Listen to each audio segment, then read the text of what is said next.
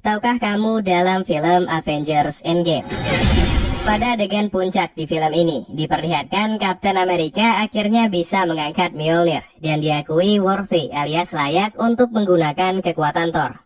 Banyak yang beranggapan alasan kenapa Steve Rogers bisa menggunakan palu itu karena sudah mengungkapkan dosanya di film Captain America Civil War, yaitu jujur kepada Tony kalau selama ini ia ternyata menyembunyikan rahasia bahwa Bucky-lah yang membunuh orang tua Tony demi melindungi sahabatnya Bucky.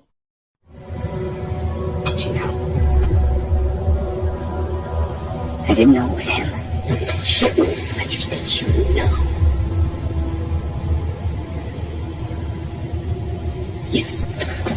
Tapi ada sebuah teori nih yang mengatakan alasan sebenarnya kenapa Steve Rogers bisa menjadi layak dan bukan karena apa yang terjadi di Civil War.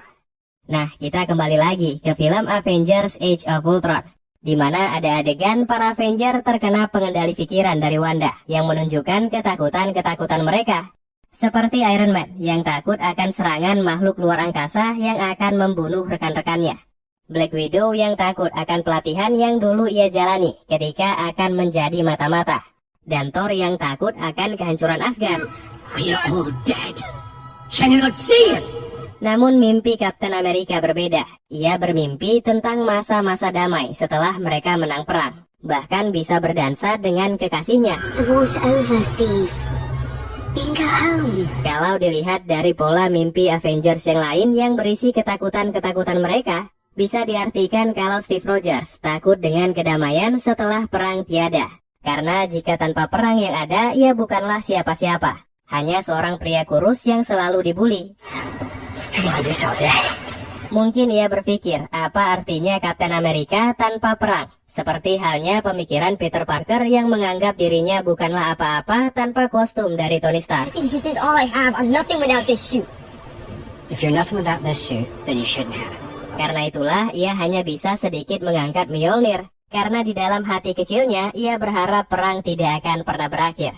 Tapi di film Endgame dikarenakan hilangnya setengah populasi makhluk hidup, kedamaian pun datang, dan Steve Rogers akhirnya bisa menerima ketakutannya akan masa-masa damai itu.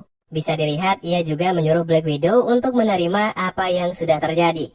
Karena tidak lagi ingin mencari peperangan dan mulai menyukai kedamaian, ia pun akhirnya bisa mengangkat Jonathan alias Mjolnir.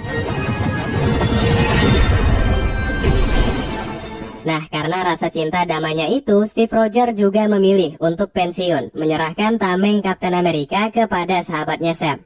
Mirip seperti Thor yang ketika sudah worthy alias layak, ia memilih melepaskan statusnya sebagai seorang pangeran, dan tidak ingin menjadi Raja Asgard.